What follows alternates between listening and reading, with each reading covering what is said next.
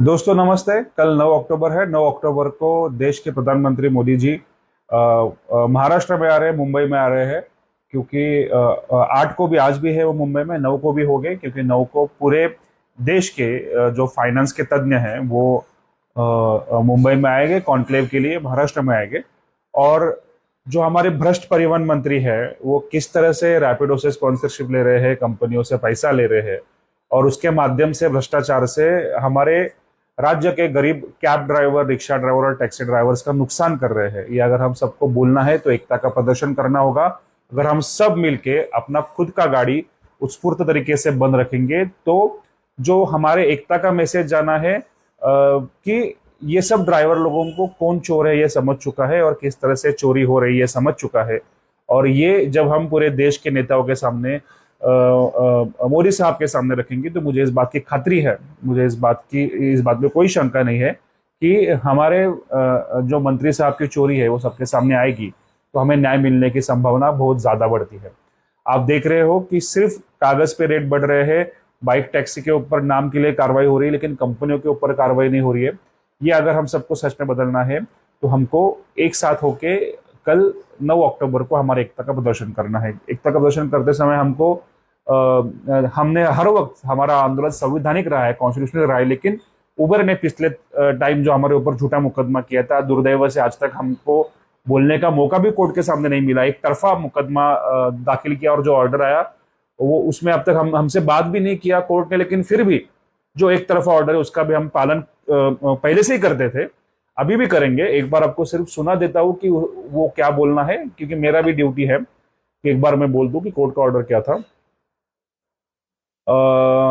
Bombay high court का जो order था उसमें हमको बोला गया है कि that pending the hearing and the final disposal of the present suit, this honourable court be please to pass an order and temporary injunction restraining the defendants by themselves, their members, affiliate, representative, followers, agent, employees, and or persons acting through or under them from stopping, blocking the cars of the drivers, partners of the plaintiff, or removing, confiscating the devices installed in their cars, or physically assaulting, threatening the drivers, partners, or passengers using the Uber app, and in any manner hampering, obstructing, interfering in the legitimate business of the plaintiff, and in this regard causing violence uh,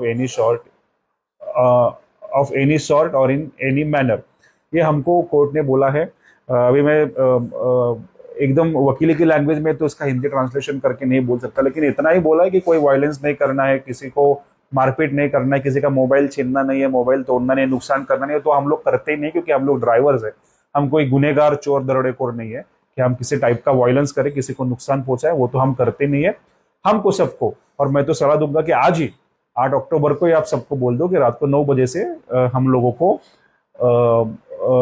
आज रात को 9 बजे 12 से हम लोगों को कल रात के 12 बजे तक, मतलब पूरा 9 अक्टूबर के दिन तक हम लोगों को ये बंद रखना है उत्स्फूर्तपना से, हमारे खुद की इच्छा से। क्योंकि ये जो चोरी चर, देखिए कल बहुत बड़ा तमाशा हमारे मुंह पे मंत्री साहब ने मारा है कि उनको लगता है कि वो किसी को भी अरे गिरे नट्टू केरों को सामने बुटा के हम ड्राइवर लोगों को में फूट डाल सकते हैं। वैसे न्यूज भी आज कुछ पेपर में लगी है कि 9 अक्टूबर के बाद में कोई संगठनाएं शामिल नहीं होती है। हर वक्त का है इनका।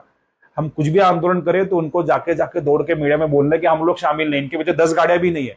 इनको मीटिंग को लोग लेके जाना भी मुश्किल हो गया था। लेकिन जो काम हर वक्त ये करते हैं, यही काम करने का कल फिर से ऑफिशियली एक बार मंत्री साहब ने कोशिश किया, लेकिन उनको समझ में आया ही रहेगा जिस तरह से लोगों ने उसको रिएक्ट किया है, सोशल मीडिया पे हो या डायरेक्टली हो, कि ये झूठी चीजें अभी नहीं चलती है मंत्री साहब। तो ये हमारे मुंह पे जो तमाशा अगर जड़ा है उसका रिस्पॉन्स अगर हमको देना है, इसका प्रत्युत्तर देना है, तो कल हम सब हमारे एकता का प्रदर्शन करके जिन लोगों ने हमसे गद्दारी करने की कोशिश की है उनके भी मुंह पे तमाशा हम दे सकते हैं। इसीलिए आप सबका ये जिम्मेदारी के वीडियो ज्यादा से ज्यादा शेयर करें और हर एक भाई को बताए, आज ही बताए, 8 अक्टूबर को ही बताए।